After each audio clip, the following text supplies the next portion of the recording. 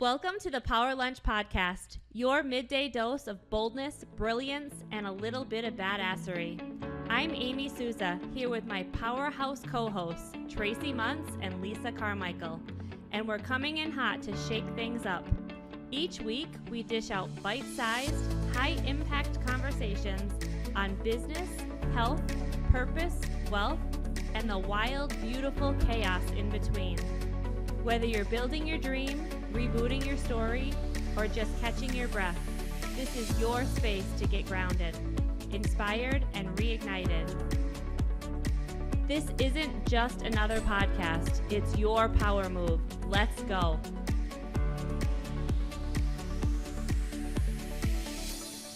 Hi, welcome back to the Power Lunch Podcast, hosted only by Lisa Carmichael and myself today. Unfortunately, Amy is off probably running the world as she does. But today we have two amazing guests. One of them I gave birth to, so she's even more amazing. Nicole and Shauna. They own a business together. They also have, Shawna has her own business, and Nicole has her side gig, which would be running my businesses. So I just am super excited to talk to you guys about hospitality. That is like my total jam. But because I did such a poor job introducing you, I want one of you or both of you, because you seem to talk in unison, tell us a little bit about, not necessarily you, because quite frankly, I know you and you're amazing, but I want to know more about why you're sitting here on our couch wanting to talk to the world, especially about your new businesses, because I am super excited for both of you. So go at it, girls. Oh, man. Fight for it. I was going to say, I'm the queen of one-liners, so because I was invited. I was going to say, because you asked us to come today. I mean, I was told Nicole's mom said we had to be here. Well, there you go. See, now This is Nicole talking right hello. now. Hello, my name is Nicole. Yes, Tracie gave birth to me. So, what was the question? Because we totally. Who are you? Who am I? She's your mission in life mom is to the most amazing the most amazing grandson I've ever had. Son ever. I started my life out in the food industry. I went to school for hospitality management after diverting away from, my mom is laughing, after diverting away from fashion. And if anybody knows me, I am not fashionable. And she told me I was going to work at Gap for the rest of my life. I did. And to figure it out. So I figured it out. Food is ingrained in every part of my being. I have had one job outside of the food industry, and it was working at the front desk of a dry cleaning place for, I don't know, like 6 months in high school. If you guys know anything about human design, I don't know if you do, but Nicole's cross literally says that she will feed the world. That the food is her way of connecting the world. Yeah, I think it, like in high school, they have you do all of those, like, what are you going to be? Aptitude tests. Exactly. Yes. And it was always like changing. And it wasn't until I was in college and I sat down with one of our professors, and he like asked me a whole bunch of questions. And I finally was just like, yeah, I love feeding people. Like, I love that. And also, who were your best friends in high school? The lunch lady. In high school, I worked in the cafeteria to help pay my tuition for going to a private school. And so in the mornings, I would go in and help them get everything prepped. And I worked during the lunch hour. And then in the evenings, when there was nothing to do, I'd go back into the kitchen and talk to the lunch ladies. And I will tell you, I grew up in a kitchen. Whether it was my grandma's kitchen or the school cafeteria kitchen or our family restaurant's kitchen. I mean, I think that the way in which you can impact somebody through their stomach is absolutely vital. And I spent 20 years with an amazing company that taught me everything from hospitality to business acumen. and everything in between there. And now she's spent the last 6 unlearning all of it. Right. No. There are 3 women in my life that have been my mentors. One, my grandmother, who, Beautiful. blessings to her. I mean, I wouldn't be the person I am today. Second is my boss with Aramark, Deb Huff. She, for 20 years, took me under her wing, and I still don't know why she chose me of all people. But I wouldn't have stayed with that company if it wasn't for her pushing me every single day to be a better person. And I remember her telling me every time, she was like, you're going to be the best mom ever. She was like, you just care for all of your employees. They are truly your extended family. And I was like, well, I spend most of my time with them, so I kind of hire who I like, and I hire people for things that I'm not good at. And then lastly is my mom. I mean, quite literally, I get to have spent the last 8 years. Oh, she's going to make me cry just by looking at her. I get to have spent the last 8 years working side by side with her. So, yeah. Those 3 women have impacted the way in which I work today and the passion that I have really for food. And it's, for me, not always about the customer interaction. Like, for me, I really am behind the scenes. Let me look at the numbers. Let me see how the business runs. But that translates into the way in which food is presented to you. What a gift. It sounds like such a blessing to me, everything that you went through. But at the time, did it seem that way? No. No. And I think that's the message that all entrepreneurs need to hear. Oh, absolutely. You don't know how things are going to turn out. You just have to step forward. I knew going into work my time frames every day, right? Working in corporate America, I knew what time I started. I knew roughly what time I would end. But you never knew what happened during the day. I would always joke that, I'd have a customer walk in and they'd be like, your butter is too cold. And then 30 seconds later, the person behind them was like, your butter is too soft. And I'd walk back into the office and I was like, they can't just be happy that there's butter. Like, that's where my mind would go of like, I wanted to make sure that they had everything that they needed. But you never knew how that interaction per person was going to happen. So being mindful of that now in Shawna, in my new business, of I know what the day is going to kind of look like, but I don't know how it's actually going to end, nor the reaction that I'm going to have from people day in and day out. So, I talk a lot about if I haven't learned something, then my day's not done. And that was instilled in me by Deb of like, well, if your computer is not dead, you still got work to do, right? Like, so I learned so much every day that I could probably be done by 7, 8:30, 9 in the morning and be like, well, my day's done. I've already learned something. So now every day is truly this like massive learning opportunity that Shawna does challenge me. Her first instinct of like, I'm like, hey, will you like show me how to do this? And she was like, the best way to learn is just to go out and fail. And I'm like, I guess I'm going out and failing today. So, and we have Shawna sitting in with us right now. Yes. Who is this Shawna? Who is this Shawna? I don't know Shawna either. For all of our listeners, 3 so words to describe Shawna. Go. Ooh, tenacious, passionate, and loving and caring. That's kind of like 2 words in one, but she really, like the way in which she views the world is different than any other person I've ever met. Like truly, there is no in her. She will find the yes in every situation. She is a salesperson at heart. She reminds me of my mom so much in that. We kind of look like each other now too, that I got the dark hair and I have that exact scarf. Yes. I could go put my vest on and we could be you guys could literally be all in one. And just What get the is going readers on? on the top and you guys will Well, these are my Those are my Sunnies. far ways. Oh. This is so I can drive. The readers are in my purse. Got it. Yes. Yeah. Well, Shawna and I came into each other's life via Merlin's. She was a sales rep of ours. And I just remember her walking in every day well, not every day, but like every day I'd see her. And she was so excited. Like she would, like the room would lighten when she'd walk in, and it was like the highlight. And I was like, oh, Shawna's here. I get to She also brought booze. She did.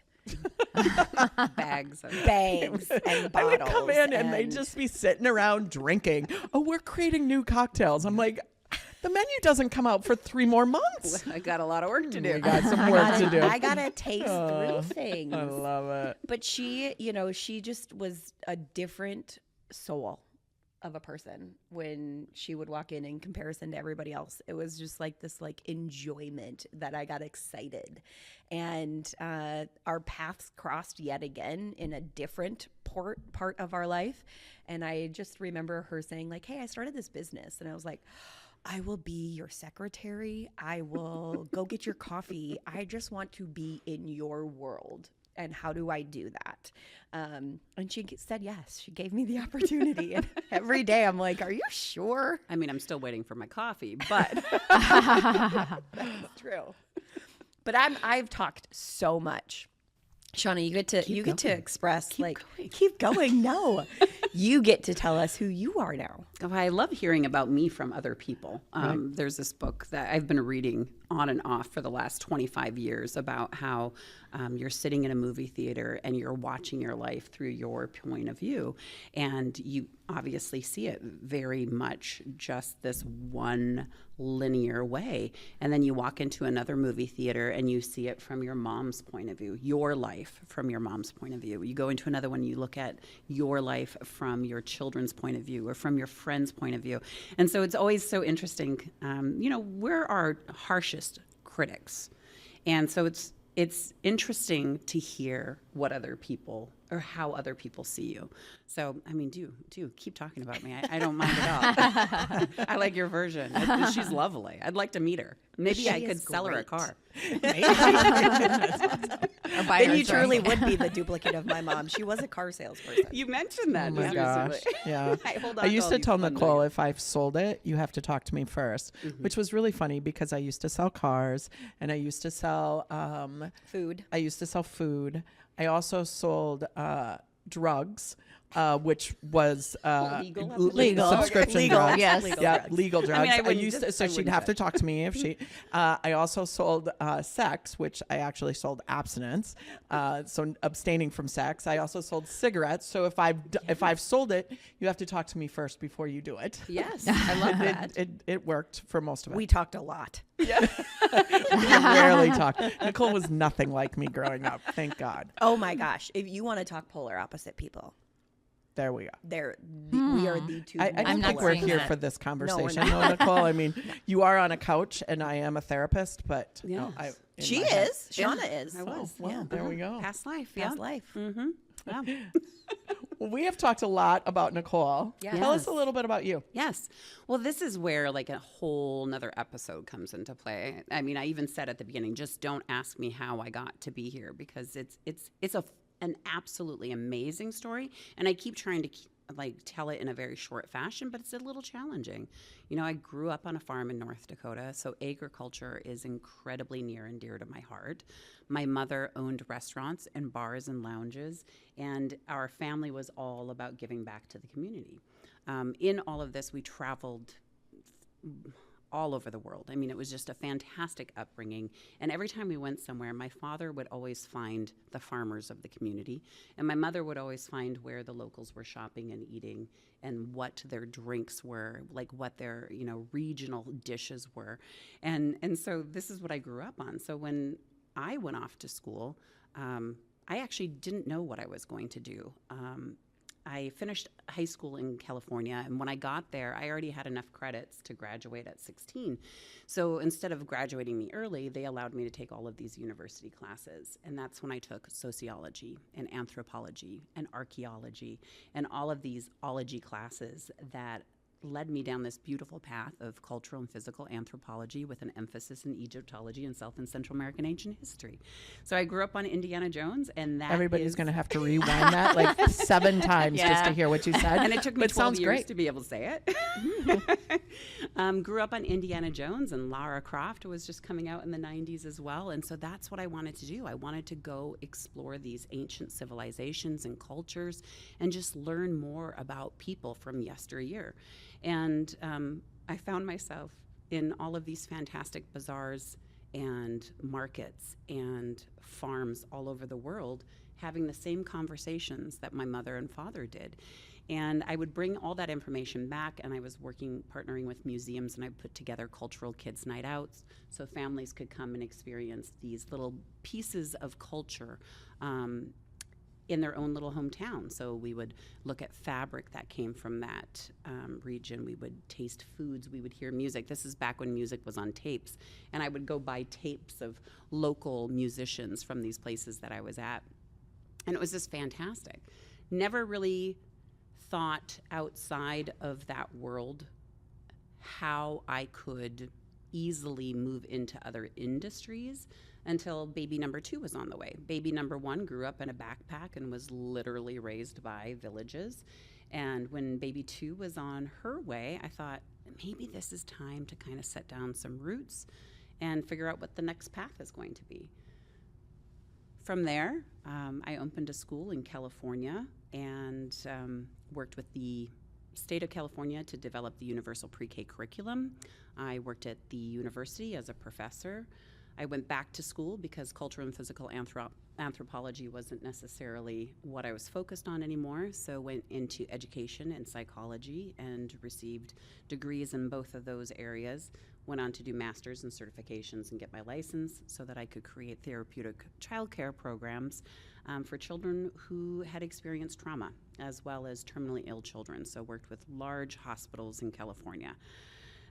So come out to Minnesota 10 years ago and was offered a position with a large nonprofit to really focus on empowering women and children through inclusive educational programs.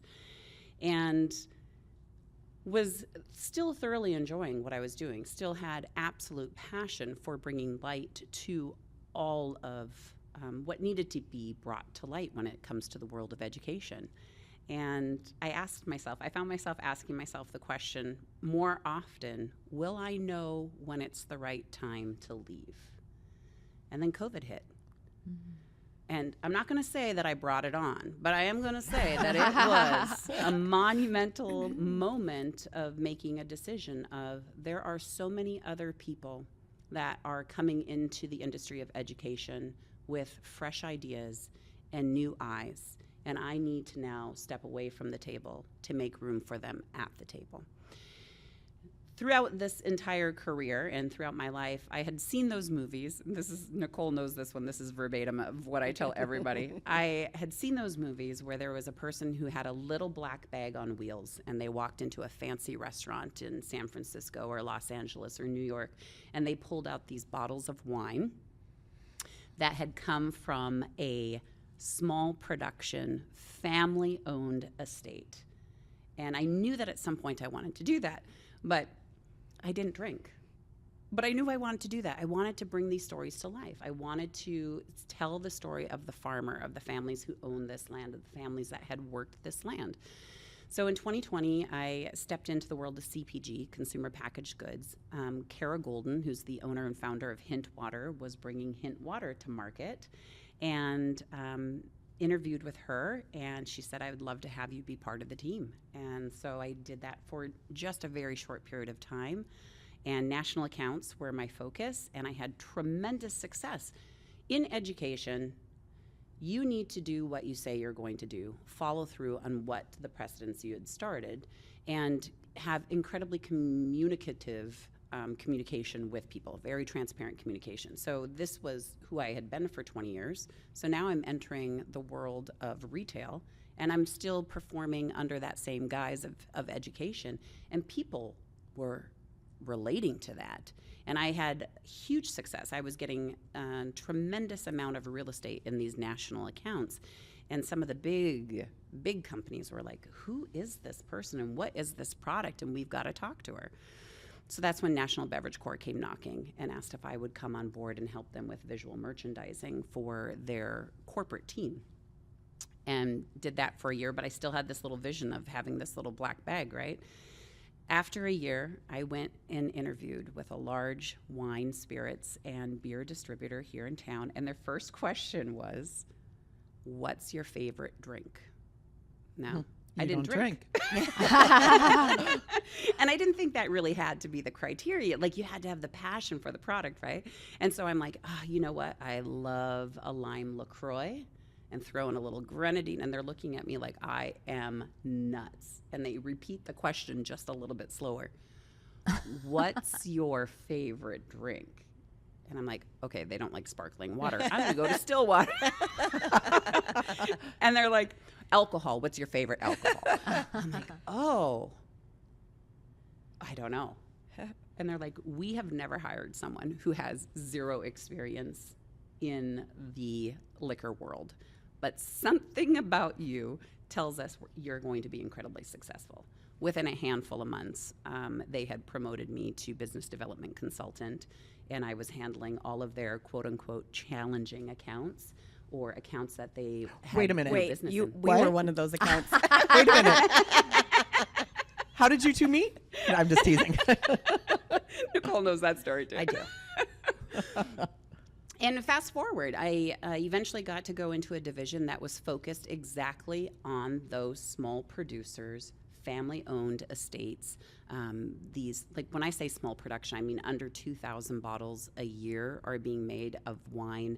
Same thing with the spirits and the non-alcoholics. Unfortunately, the division was dissolved about 10 months ago. And I had an opportunity to move back into national spirits, or I could leave and start my own. And that's what I did. And it wasn't necessarily an intentional move to start my own, because what I told everyone is that I was going to, they're like, well, what are you going to do if you don't stay with the company? I'm going to go sell yogurt at Target. That's what I told everyone.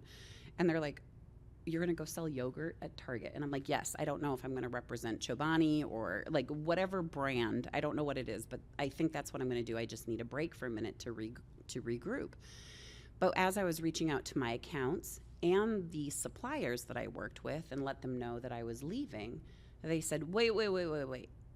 Can you keep doing what you do for us at the company you're at, and we will pay you? Like, can you be a consultant for us? Can you, like, can we do that? Can you be an independent contractor? And I'm like, I think so. Yeah, I can do that. Actually, the response is, heck yes. Heck yes. Heck yes. And that's how this all kind of started. And then fast forward a couple of months from there, Nicole and I, our paths crossed at a location, and was just telling her what I was doing and how amazing it was continuing to do the work that you're passionate about and doing that work for yourself. And you have the flexibility to really maneuver situations quickly. You can pivot quickly. You can make those decisions right there in those moments that you need to make for your clients. And also, like, just forging a new path. Like, we all know that things need to change in the food and beverage industry. Nicole hears me say this all the time when we're talking to restaurants. You can't just have good food in a parking lot anymore. You're not going to make it. You know, we see restaurants that are closing left and right. 9 times out of 10, it's because they can't afford the rent as the rent is going up. The other times are that they can't, even though they've got 5 stars on Yelp, they don't have people in their restaurants. So that's part of what we're doing now. We get to work with these restaurants and think of innovative ways for generating revenue streams. And that's where we're at today. When do you think that changed For the industry as a Yeah. whole? I think we actually, you know, we all like to say 2020 because that's a very memorable time in our lives. But I honestly I think it started before that, probably in 18, 17. That's when I think too. Yeah. I remember that first year that I started to flatline. Mm-hmm. And I went, and it was about 17. I remember February. It was February maybe of 2018. It could have been 17. I have it written down. And it was the coldest February we had. And it was the first time that I had to close my restaurant early because of the weather. And I was like, ooh, this, because I was a 365, never had closed the restaurant one day. We had shortened hours during the holidays, but 365, where we had to close the restaurant early, and it was really hard for us. But it was, 50 below wind chill. And that happened on a couple days. And then all of a sudden I started to see, wait a minute, the revenue, and I don't know if it was that food started to get more expensive. We own our property, so it wasn't that. It was about 2017, 18, and then 2020, obviously, that changed everything for us. And it really wasn't, I love 2020, and certainly, some people had a difficult 2020, but it was actually 2021, 2022 that were my hardest years ever in the industry, and I've been in almost 19 years now. Yeah. And I think this is like a polarizing statement, but I think 2020 through 2022 was the hard reset that we really needed across the board, like across the nation in every industry, to start rethinking how we are approaching business, how we are approaching hospitality, the guest experience, and how we treat our staff. I remember, there were so many times that we would say, like, if it wasn't for COVID, we don't know if we would have still had our restaurant, because for years we would try things and it either work or it didn't, right? And during COVID, I remember many times my mom and Lee saying, oh, we've tried that before, it didn't work. And we really had to say, like, hey, just because it didn't work then doesn't mean it's not going to work now. It's a different time. And that's when we started having family meals for people to take away and started thinking outside the box. The smash burger was born during that time because it was a value meal, because nobody was working. And I think that for us it reinvigorated, there we go, a light of creativity, where some other businesses who their owner and operator are two separate people didn't know how to do the work because they paid other people to do the work. So if I couldn't pay the chef to be there, my restaurant had to close. Where for us, I remember St. Patrick's Day, 5:00, we put on closing time, and it was like, all right, guys, I guess we're done. Like, and our printer, that annoying, like, zzz, zzz, zzz, zzz, kept going. And I looked at our staff and I was like, whoa, don't leave. We'll figure this out. But we have tickets coming in.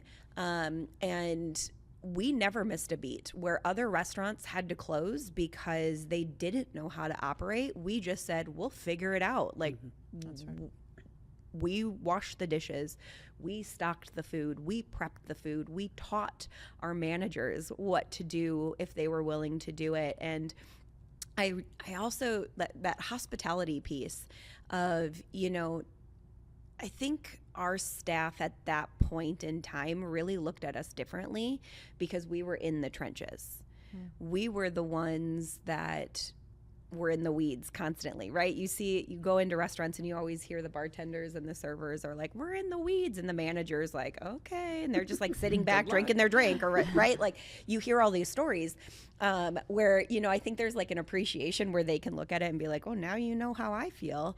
But I personally think, as my mom said, COVID I loved because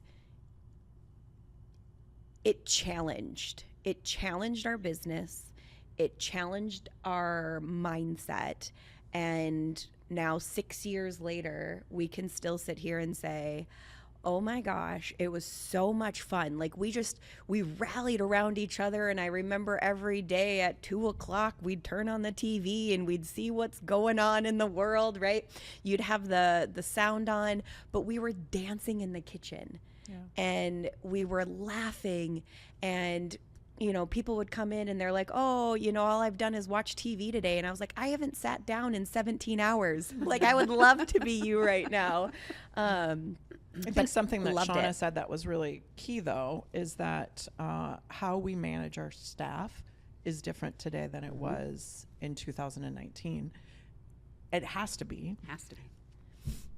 Yet, for COVID, that 2020 to 2022, what it was like somebody shaking me on the shoulder saying, you have to change. You can't lead like you were leading. Right. And I think what I see is that there are still people leading like they used to lead. For sure. And if they didn't take that time, or if they're not taking the time today to become a better leader, they're going to feel that challenge. Now, in that, I have new boundaries for my staff as well. And I'm also quicker to say, you don't fit here, because I'm very confident in my leadership style, and I'm very confident in what our vision is for the future. So again, those 3 years, those 2 to 3 years, I was in a scarcity mindset. I'm taking whoever I can get, right? Until I got really confident. And that takes effort. That takes a daily effort of becoming a better leader, because the more confident I am, the more confidence I attract. Absolutely. And Nicole said it earlier. I was working with people that felt like family because they were like me. They liked and that's really what we find in our restaurants, that now I'd like more butts on seats. I'd like more creating a more of that experience. And I think that's where hospitality comes in. For sure. Because service is one thing, hospitality is another. And while on a walk one day, I created acronym EAPH, Egan Arms Public House, EAPH, and the H being for hospitality. And I started to really understand that hospitality doesn't start with the customer experience. It starts with my experience with the person in the mirror. For sure. And it happens before I even walk out of my house. And if I'm not having a great experience, great hospitality with that person in the mirror, I'm not going to have great experience, great hospitality with the person sitting across from me. Right. So how do we do that on a daily basis, filling our cup, filling it to overflowing, so we're giving from an overflowing cup versus a half full? Absolutely. Yeah. It's a great point, right? There's two parts to that, where it's the policies, procedures, and protocols that are in place, the systems. Nicole and I talk a lot about systems with our restaurant partners that we're working with, that if your space isn't running efficiently, there's so much more of your time and energy that is spent trying to make that work, where it's not going to. You're just going to be cutting yourself short every single day, right? So there's that part of policies, procedures, protocols, and systems. We need them in place. That's why people reach out to us. They're like, we're struggling. We have tons of waste. Our food costs is through the roof. Our front of the house is, we've got lots of great stories. Every possible thing you could think of. Yes. Is out there. And we're able to help them. And that's the awesome part about the services that we provide, is that they are not just a list with a checkbox that we then reuse at every client's space. Every client that we take on, the program that we put together for them is individually tailored to their needs, to their space, to their demographic, to their location, to their food, to everything. So we're able to work with people like that. But the other part of this is that if you're not making time for yourself, whether you are an owner-operator, whether you are the chef, the dishwasher, the hostess, a server, the bartender, if you are not making time for yourself and doing the things that you enjoy in life, as you said, your cup is always going to be half full or not full. And any experience that you have with a customer or a fellow staff mate is going to continue to take from that. So a situation that you might be able to handle quite easily when your cup is full, someone tells you that your butter is too hard. You can let it roll off your back. But if your cup is half full and someone says that to you, all of a sudden you go from 0 to 110. That's right. Yes. So there are so many other organizations out there that are providing services, whether it's therapeutic services or funds for wellness, not just mental and like wellness, but physical wellness. There are so many organizations that are out there that are available to people in the industry, and they're becoming more and more known. And I think that I would love to just say one of those right now, which is Help the House. It's an organization that Nicole and I have worked with in the past, and they are doing fantastic services. They're providing funds for people in the industry. That there was a woman whose husband had tragically passed away, and she had 2 young children. I think it was 2 young children, and didn't know really how to handle it, because being in the service industry, you know, most people are living paycheck to paycheck and don't have savings. And, you know, she couldn't take bereavement and didn't know what to do. And somehow a friend of hers got her in contact with Help the House. And from there, they said, "What do you need?" And she goes, "I just need time. I need time to grieve and to be with my family." And they were like, "Okay, what does that mean?" And she's like, "I have a mortgage and I have to put food on the table and I have all of these things." And they just said, "Okay, how much time do you want? How much?" And that gave her the opportunity to not have to feel the stress of working, and could really spend time with her children. And it's such an amazing. And I mean, everything from losing a spouse to house fires to, you know, a restaurant or a business closing, and now that person doesn't know what to do. Or you're injured on the job. Yeah. So awesome. Yeah. So awesome. I was reading a little bit about the SMB collective, that it is human first. And it's screaming at me right now that yes, that really is human first. Absolutely. I mean, I would like to say all industries in life, as people, everything should be human first. Unfortunately, you know, that's the little Pollyanna of me, that we don't necessarily live in a world where it's human first. And we just want to bring it back to that, that this is everything that the SMB Collective does is based on relationships and partnerships. And as you said, if it's not going to work, like, you know, early on if something's going to work or not work. And we've been very honest with people that this is very much relational, and we are going to be working together, and we are going to be in the weeds together, and we are going to be working through problems together. And there are just some times where personalities don't work well. I was just going to say, it's okay from a business side of things as well to say this isn't the right fit. And we've had to have that conversation multiple times of, if this is challenging for you and I right now, this may not be the right fit for us as a business, because we're looking at it in a much higher, grander view. And sometimes people aren't ready for us. Yep. And that's okay. I was just actually talking to Lisa about boundaries. I'm going to let you finish that. But boundaries being from a different perspective, that a boundary isn't a wall or a barrier. It's really letting you know what our relationship is going to look like if you want to be in a relationship with me. And that's a kindness. That's actually out of love. Absolutely. If you want to be in a relationship with me, these are my boundaries. These are my, yes and no's. So I love that is something. And I think that when we become truly confident in our skill sets, right? I know what I bring to the table. I know what type of leader I am and what type of owner I am. When I can do that, my boundaries become very clear, and I have no shame in it. Absolutely. So, and you should not. Right. And when we have those conversations with customers, partners, clients, and we say this isn't a good fit, that's not where it ends, though. That's the other part of it, where, you know, a lot of times people are just like, oh, washing my hands of that situation. No, we provide them other avenues for service, and that's what we want to be, as a resource for for restaurants, for people in hospitality, for suppliers, distributors, and brands, that just because it doesn't work for us doesn't mean that you're somehow undeserving of assistance, that you should not have someone supporting your business. No, allow us to provide you with some other avenues. Right. Yeah. Yeah. I love it. Lisa, you have anything?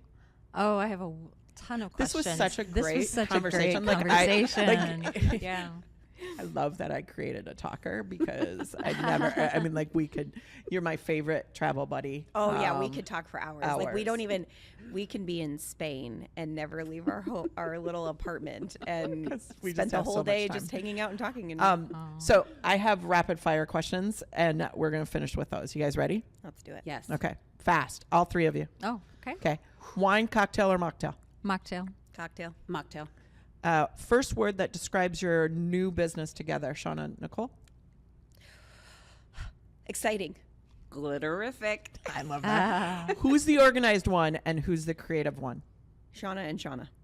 Nicole and Nicole. And Shauna and Shauna. We both are. We absolutely. We both. love And that just to teamwork. let you know, I know this is rapid fire, but Nicole came into this saying, I'm a quiet one. I just sit back and I listen and I take it in. And we went and had a martini lunch and I said, I want you to know, I see you, Nicole. I see you, Nicole, and that's not what's here. And That's when I get comfortable with people. I That's when I think start. you have lived in a shadow of a very large person. A lot you? of times. A lot of times I Yes, can be your mother. I can be the biggest one in the room. And you have always been just that huge support. So yes, it feels like it can, when somebody is on, that you're the quiet one, but you actually are not quiet. She's not. And she has had incredible her leader. many an opportunity to shine. And I don't always share the stage. I know that. But I work hard at sharing the stage. And when I do, that's when we are the most successful. That's very sweet. 100%. Because I usually am like, let Shauna be. And I I'm will always like, do nope, everything it's else. Nicole. It's us. It's us. I agree with you. I agree with you. Favorite Minneapolis spot for food inspo? Oh, I can't. food inspo. Okay, you go first, Nicole. I mean, I'm always going to say Merlin's Rest because I always have to plug our own family business. Right. Love you. Um, We do pretty good food. we do pretty good food. I would Pretty good being in quotes 'cause it's outstanding. probably say Travail because they're always innovative, and That's I think that they have to constantly be changing to keep up with their brand. Absolutely. And I'm going to go with something then, just to balance that out.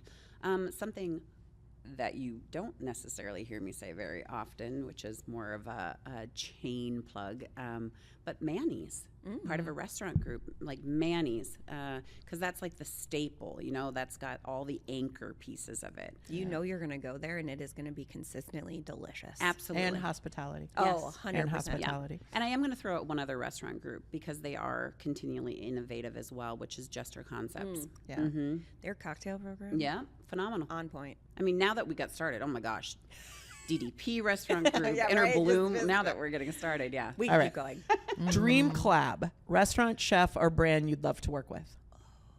Oh my gosh, this is like I got These butterflies. aren't when you- rapid fire, I 'cause you know. gotta This is like you got to put some thought into it. I got butterflies from that one.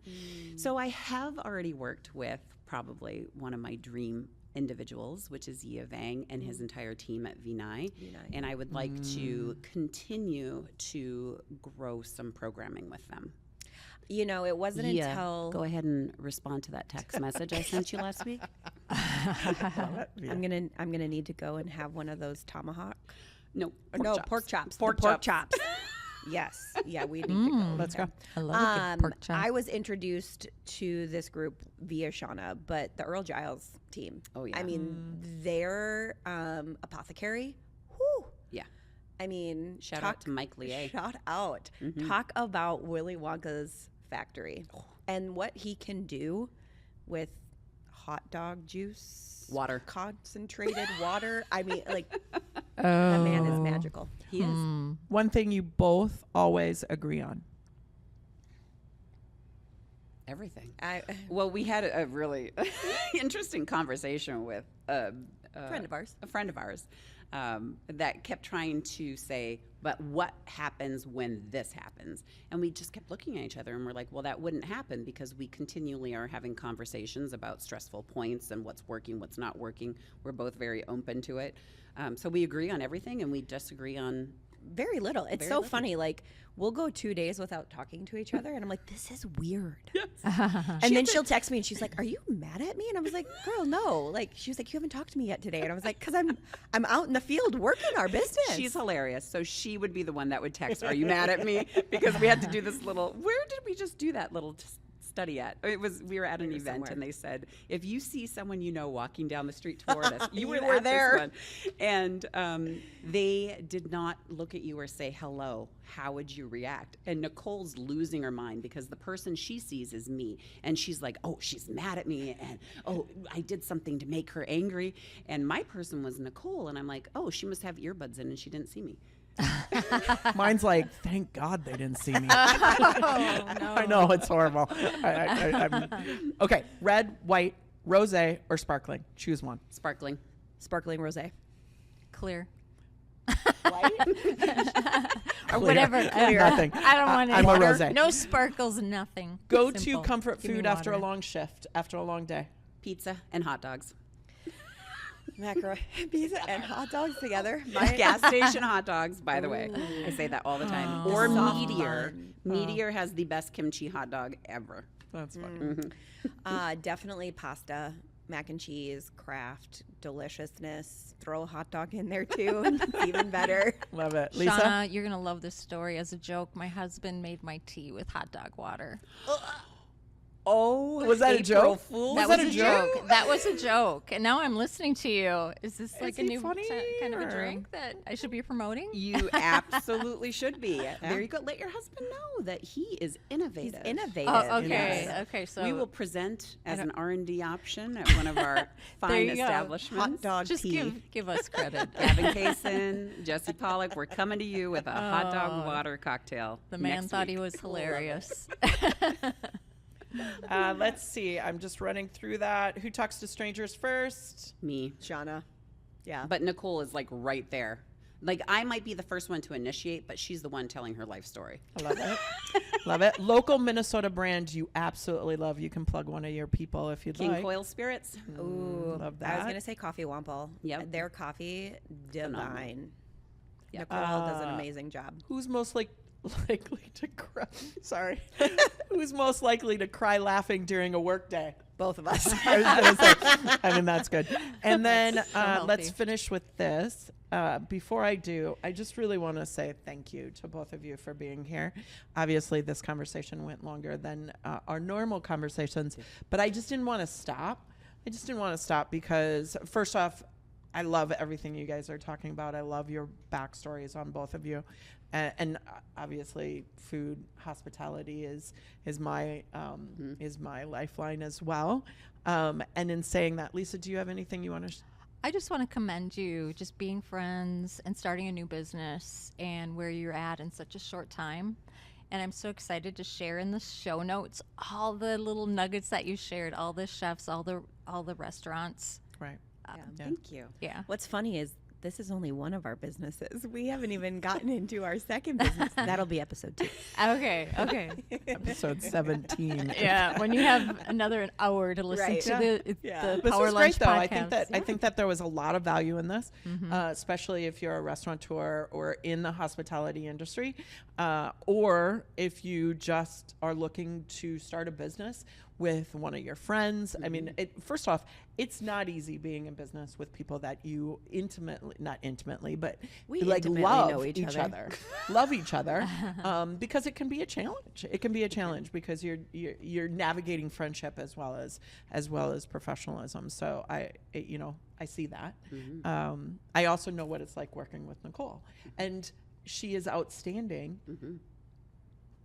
But being somebody that was also a manifesting generator and has lots of great ideas, you work a little slower than I work.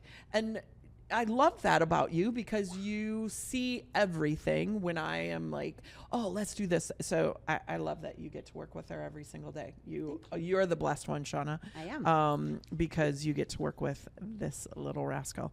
Okay, finish this sentence. hospitality is? Everything. It's a holistic approach. Okay. Hospitality is ever evolving, and if you're not continuing to grow, you're always behind. Lisa, what's your definition of hospitality from an outsider's point of view? It is giving above and beyond what you don't expect. It's not just kindness, it is standing above everything. And I believe that's what I've seen from Merlin's Rest and from Egan Arms Public House. Hospitality is you. Your turn. Hospitality is me. Well, I think hospitality is an inner game because it starts with you. And how we treat ourselves is really, truly how we treat others. We say always, I hear this all the time, that I give.